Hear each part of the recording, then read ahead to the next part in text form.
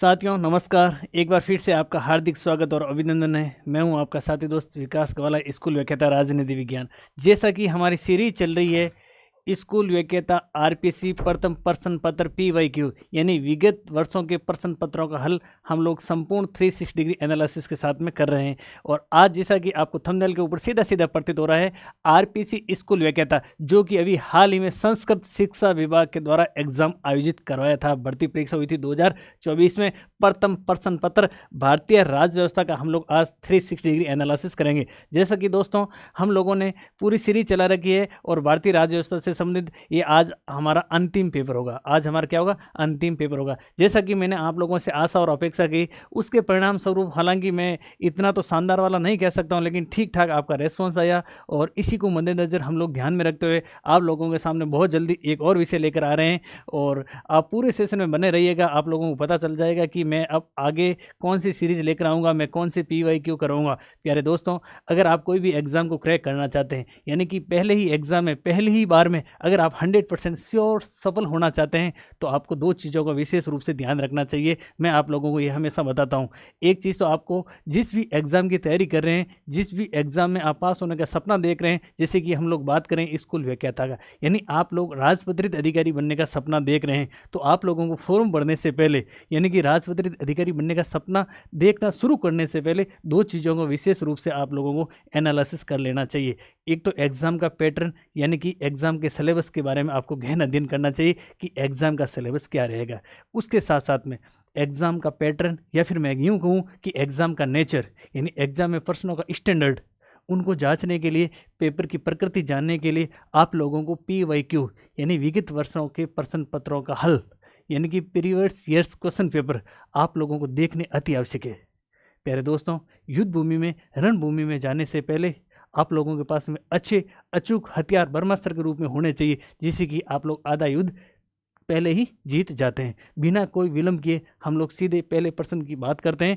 संस्कृत विभाग के अंदर 2024 में हाल ही में जो पेपर हुआ था, भारतीय राज्य व्यवस्था का पहला प्रश्न क्या कह रहा है, देखिए।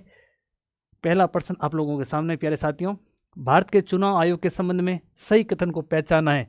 सही कथन, भारत के चुनाव आयोग, इलेक्शन कमीशन ऑफ इंडिया की हम लोग बात कर रहे हैं। आप लोगों को सही कथन पहचाना कि सही कथन कौन सा है। ऑप्शन ए कह रहा है। प्यारे दोस्तों, आप लोग साथ साथ में उत्तर बताने की कोशिश कीजिए। हो सकता है कि आपका उत्तर गलत हो जाए, लेकिन मैं वादे और विश्वास के साथ में कह सकता हूं कि अभी आपका उत्तर भले ही गलत हो जाए, कोई दिक्कत नहीं है।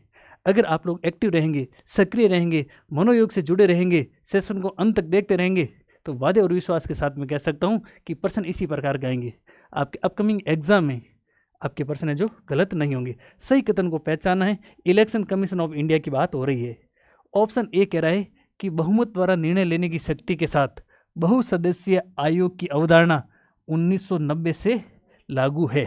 यानी कि चुनाव आयोग की बहुमत द्वारा निर्णय लेने की शक्ति के साथ बहुसदस्यीय की बात करें तो एक से अधिक सदस्यीय आयोग, चुनाव आयोग है या नहीं है, पहली बात तो आप लोगों को यहाँ ध्यान में रखनी है। और अगर है तो वो अवधारणा कब से लागू है, 1990 से लागू है या नहीं है, फटाफट से आप लोगों को कमेंट करके बताना है। ऑप्शन बी कह रहा है कि रमा देवी भारत की एकमात्र महिला चुनाव आयुक्त थी।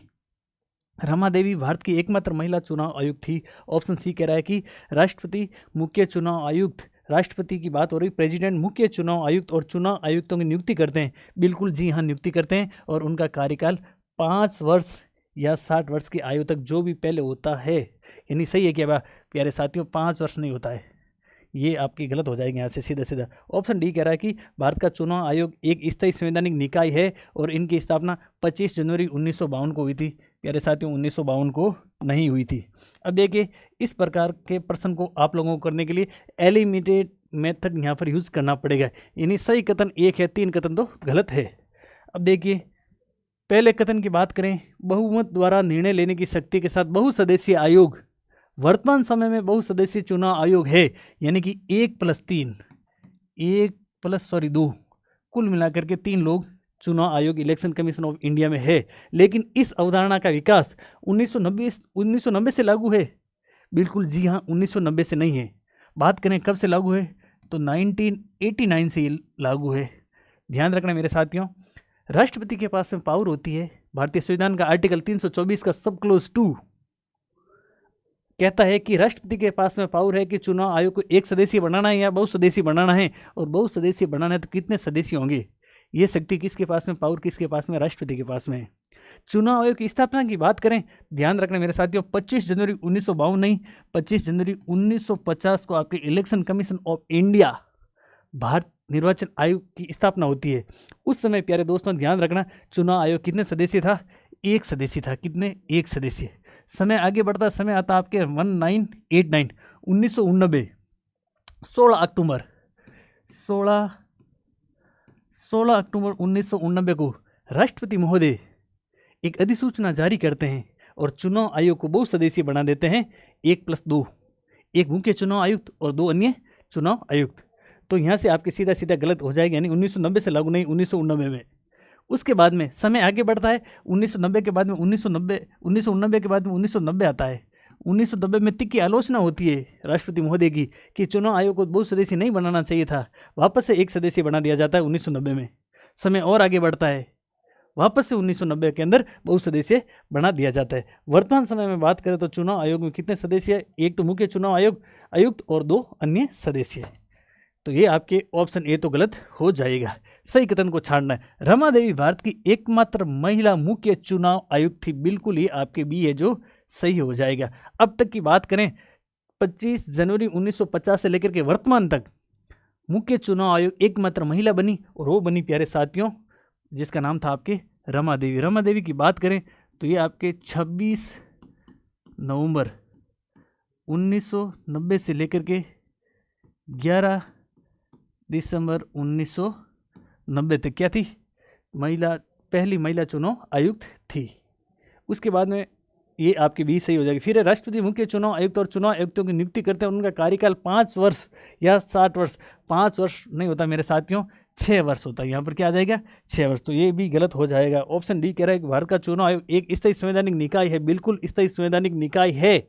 इसकी स्थापना है जो 25 जनवरी 1952 को नहीं हुई थी, 50 को हुई थी। यह आपके स्थायी संवैधानिक निकाय है। ऐसा कहाँ पर उल्लेख है, तो ध्यान रखना भारतीय संविधान और भारतीय संविधान की भाग संख्या 15।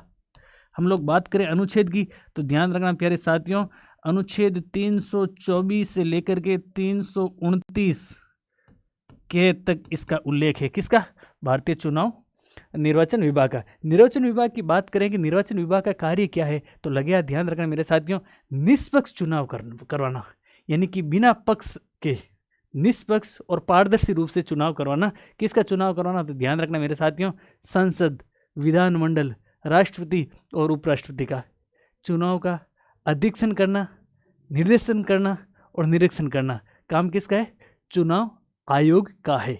लगे हाथ ध्यान रखना।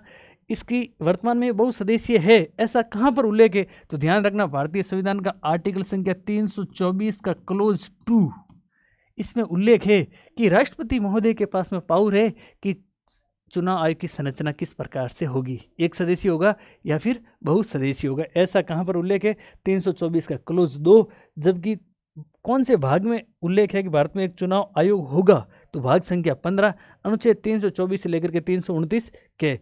आप लोगों से आशा और अपेक्षा करूंगा आप जल्दी से कमेंट करके बताएं कि वर्तमान में भारत के मुख्य निर्वाचन आयुक्त कौन है। फटाफट से आप लोग जो भी जुड़े हुए हैं ना, कमेंट करके बताएं कि वर्तमान में भारत के मुख्य चुनाव आयुक्त कौन है।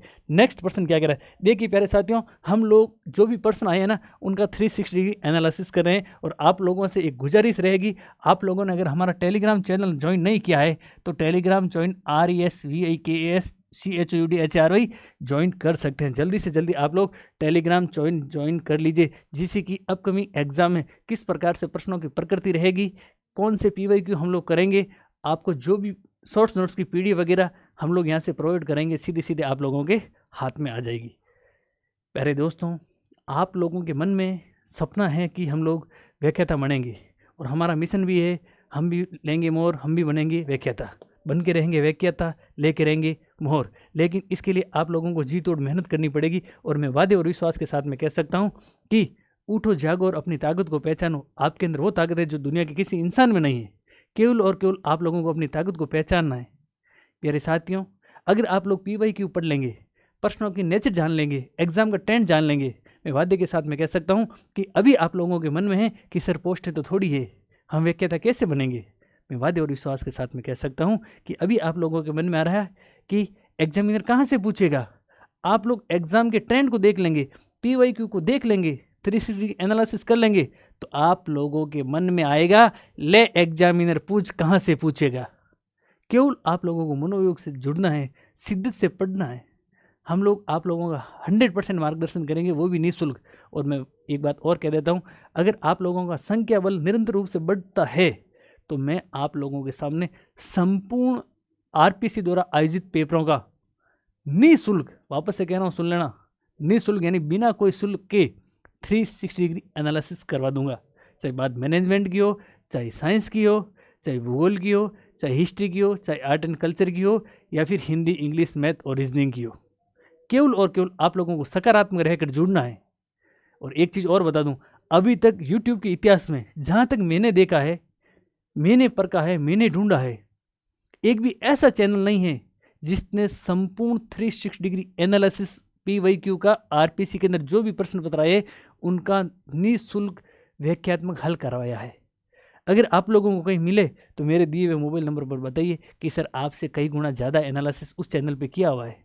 मैं मान जाऊंगा, मैं खुद कुछ अलग कर दूंगा आपके लिए, लेकिन अभी तक YouTube के इतिहास में व्याख्यात्मक हल नहीं मिला है। हाँ, आपको PYQ मिल जाएंगे, उनके सही आंसर भी मिल जाएंगे, लेकिन संपूर्ण 360 डिग्री एनालिसिस अगर मिलेगा तो अपने ही चैनल पे मिलेगा। तो आप लोगों को इस चैनल को सपोर्ट जरूर करना। आप लोग सपोर्ट देंगे, हालांकि लाइक करे नहीं करे, सब्सक्राइब करे नहीं करे, उससे मेरे ज़्यादा कोई फर्क नहीं पड़ेगा। आप लोगों के आशीर्वाद से मेरा सिलेक्शन स्कूल व्याख्याता में पहले से हो रखा है, लेकिन मैं चाहता हूं कि इस गलाकाट प्रतिस्पर्धा के युग के अंदर निःशुल्क ज्ञान गंगा हम लोग लेकर आए हैं, उसमें अधिक से अधिक ग्रामीण पृष्ठभूमि के प्रतियोगी योद्धाओं का सपोर्ट होना चाहिए, जिससे क्या ग्रामीण क्षेत्र में छुपी हुई प्रतिभा आगे आएगी। इसके लिए आप लोगों को शेयर करना पड़ेगा, जिससे गांव ढाणी के अंतिम छोर पर बैठे प्रतियोगी योद्धा के पास में क्लास जाएगी तो उसका भी क्या होगा, भला होगा। अगला प्रश्न देखिए प्यारे साथियों, दूसरा प्रश्न, सर्वोच्च न्यायालय ने, देखिए दूसरा प्रश्न सुप्रीम कोर्ट से आया है। सर्वोच्च न्यायालय ने निम्न में से किस निर्णय में कहा कि प्रस्तावना संविधान का भाग नहीं है। प्रस्तावना प्रेमबल की बात हो रही है, उद्देशिका की बात हो रही, संविधान का भाग नहीं है, किस वाद में कहा है। ऑप्शन ए कह रहा है गोलकनाथ बनाम राजस्थान राज्य। गोलकनाथ वाद की बात करें तो प्यारे साथियों 1967 में गोलकनाथ आया था। भारतीय चंद्र भवन बनाम मैसूर राज्य, बेरोबारी मामला, या फिर सज्जन सिंह बनाम राजस्थान संघ। सज्जन सिंह वाद की बात करें तो 1965 के अंदर आया था। इस प्रश्न का उत्तर क्या होगा, फटाफट से आप लोग कमेंट करके बताइए। तब तक मैं आप लोगों को बता देता हूं, आप लोगों के लिए एक प्रश्न छोड़ रहा हूं जो मैंने यूट्यूब पर निःशुल्क करवा दिया है। भारतीय संविधान की प्रस्तावना कब लागू हुई थी। भारतीय संविधान की प्रस्तावना जिसमें कि लिखा हुआ हम भारत के लोग भारत को एक संपूर्ण प्रभुत्व संपन्न समाजवादी पंथ निरपेक्ष लोकतंत्रात्मक गणराज्य बनाने के लिए यहाँ से लेकर के आज लागू होती है, वो कहाँ लिखा हुआ है, कब लागू होती है, फटाफट से कमेंट करके बताइए। प्रस्तावना की बात करें तो प्यारे साथियों, प्रस्तावना भारतीय संविधान की आदर्शों और मूल्यों का दर्शन है। प्रस्तावना की बात करें तो जवाहरलाल नेहरू ने जो 13 दिसंबर 1946 को उद्देश्य प्रस्ताव रखा था, वही उद्देश्य प्रस्ताव, जिस उद्देश्य प्रस्तावना में 8 उद्देश्य थे, वही वर्तमान समय में प्रस्तावना का अपन कह सकते द्योतक है, दर्शन है। तो देखिए कौन से वाद में कहा गया प्रस्तावना संविधान का भाग नहीं है, तो आपके ऑप्शन सी बेरोबारी मामला। बेरोबारी मामला जिसमें कहा गया कि प्रस्तावना संविधान का भाग नहीं। फटाफट से कमेंट करके बताएं कि बेरोबारी मामला कब आया था और बेरोबारी मामले में क्या कहा था। बेरोबारी मामले में सीधा सीधा कहा था कि प्रस्तावना संविधान का भाग नहीं है और इसमें संशोधन नहीं किया जा सकता है। प्यारे साथियों ध्यान रखना, 1960 और 1960 में वाद आया था जिसका नाम था बेरोबारी वाद। ध्यान रखना, उसके बाद में, उसके 1960 के लगभग 13 वर्षों बाद में ध्यान रखना मेरे साथियों, समय आता आपके 1973। और 1973 को जो 24 अप्रैल 1973 को निर्णय आया था और उस निर्णय का नाम था मेरे साथियों केशवानंद भारतीवाद।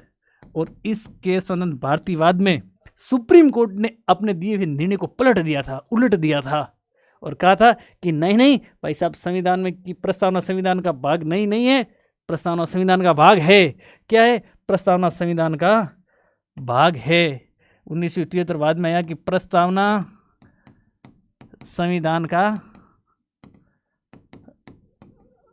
भाग है। अब आप लोगों के मन में आ रहा है सर 1960 में तो सुप्रीम कोर्ट ने खुद ने कहा कि नहीं, प्रस्तावना संविधान का भाग नहीं है। आपने अभी बताया कि इसका उत्तर सी होगा बेरोबारी मामले में। 13 वर्ष बाद 1973 में 24 अप्रैल को जो केशवानंद भारतीवाद आया, उसमें ऐसा कैसे कह दिया? बिल्कुल ऐसा ही कहा, ऐसा ही कहा। भारतीय संविधान का आर्टिकल, ध्यान रखना, आर्टिकल 137 में साफ साफ शब्दों में उल्लेखित है कि सुप्रीम कोर्ट अपने दिए हुए निर्णयों का पुनरावलोकन कर सकती है। रिव्यू ऑफ द जजमेंट, वापस से निर्णयों का रिव्यू कर सकती है।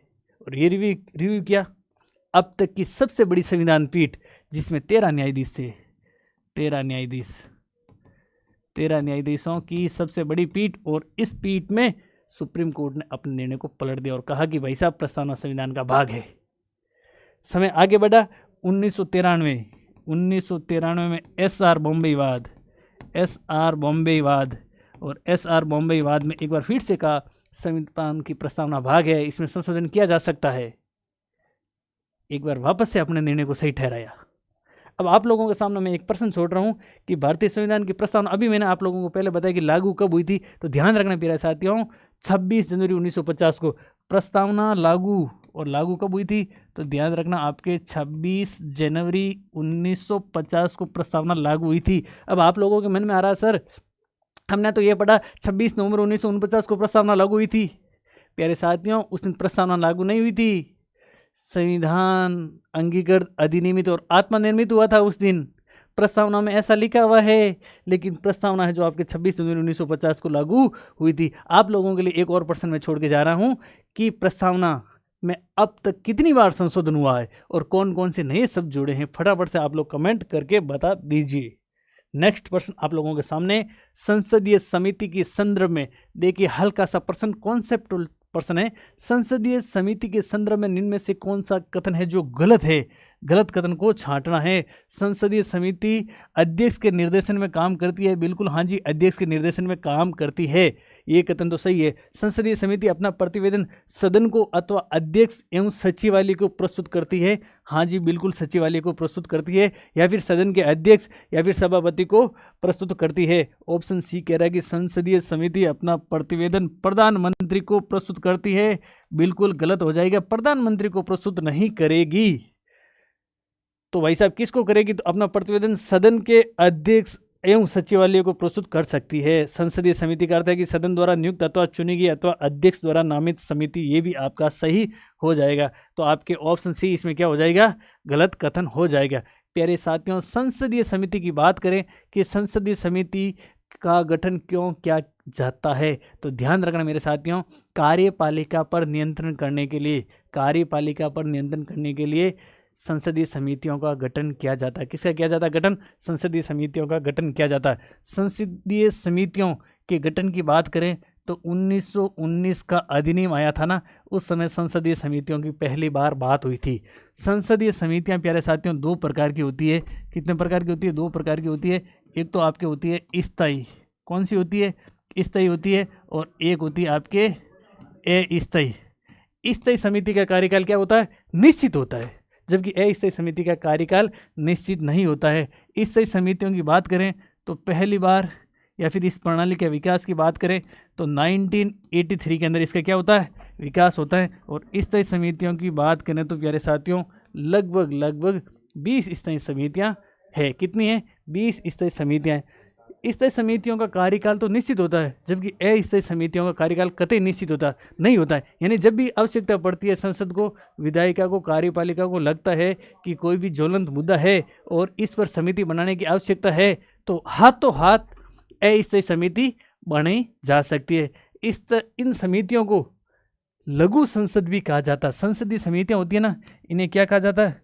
तो ध्यान रखना फिर प्यारे साथियों, इनको आपके कहा जाता है लघु संसद भी कहा जाता है।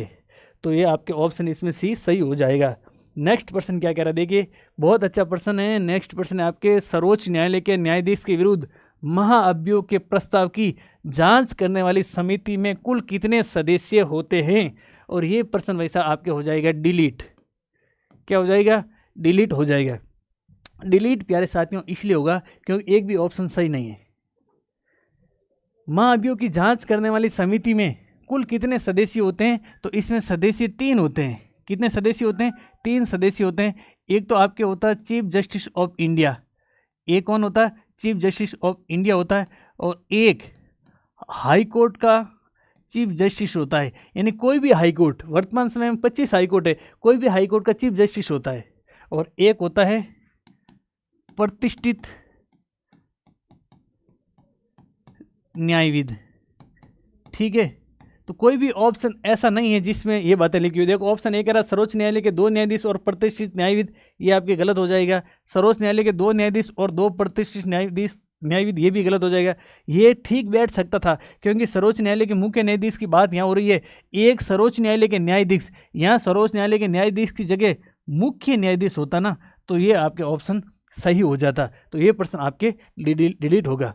महाभियोग की बात करें तो प्यारे साथियों ध्यान रखना, भारतीय संविधान और भारतीय संविधान का आर्टिकल और आर्टिकल संख्या 56 में महाभियोग की बात हो रखी है। जबकि ध्यान रखना मेरे साथियों अनुच्छेद संख्या आपके 61 में महाभियोग के प्रक्रिया की बात हो रखी है। महाभियोग की बात करें कि न्यायाधीश के विरुद्ध महाभियोग किन आधारों पर लाया जा सकता है, तो महाभियोग लाने के प्यारे साथियों 2 आधार है। कितने आधार है? 2 आधार है। एक आधार है आपके सिद्ध कदाचार। कौन सा है? सिद्ध कदाचार, जिसे अंग्रेजी में कहा जाता है प्रूव मिसबिहेवियर। और एक है आपके असमर्थता। कौन सा है? असमर्थता, यानी कि न्यायाधीश कार्य करने में असमर्थ है, तो इस आधार पर महाभियोग लाया जा सकता है। महाभियोग संसद के किसी भी सदन में लाया जा सकता है। संसद के 2 सदन होते हैं, लोकसभा और राज्यसभा। महाभियोग संसद के किसी भी सदन में लाया जा सकता है। ध्यान रखना, अगर महाभियोग प्रस्ताव लोकसभा में लाया जाता है तो राष्ट्रपति को संबोधित करने से पहले उस प्रस्ताव पर लोकसभा के 100 सदस्यों के कम से कम साइन होने चाहिए। जबकि अगर राज्यसभा में लाया जाता है तो राज्यसभा के कम से कम 50 सदस्यों के साइन होने चाहिए। जिस सदन में लाया जाता है, अगर 50, मान लीजिए राज्यसभा में लाया गया और राज्यसभा के 50 सदस्यों के साइन हो गए, उसके बाद में जाएगा आपके राष्ट्रपति के पास में।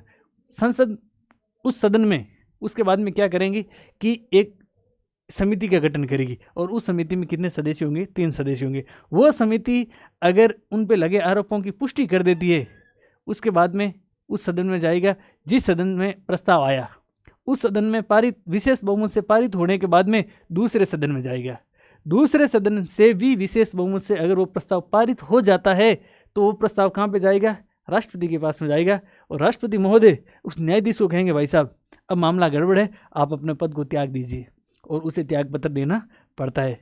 अगर बात करें सबसे पहले 1991 में संसद में, लोकसभा में पहली बार महाभियोग का प्रस्ताव लाया था। फटाफट से कमेंट करके बताइए कि वो प्रस्ताव किस न्यायाधीश के विरुद्ध लाया गया था और वो प्रस्ताव पारित हुआ या नहीं हुआ था। फटाफट से मैं आप लोगों की आंसर की प्रतीक्षा करता हूं। तो ये प्रश्न आपके क्या हो जाएगा साथियों? डिलीट हो जाएगा।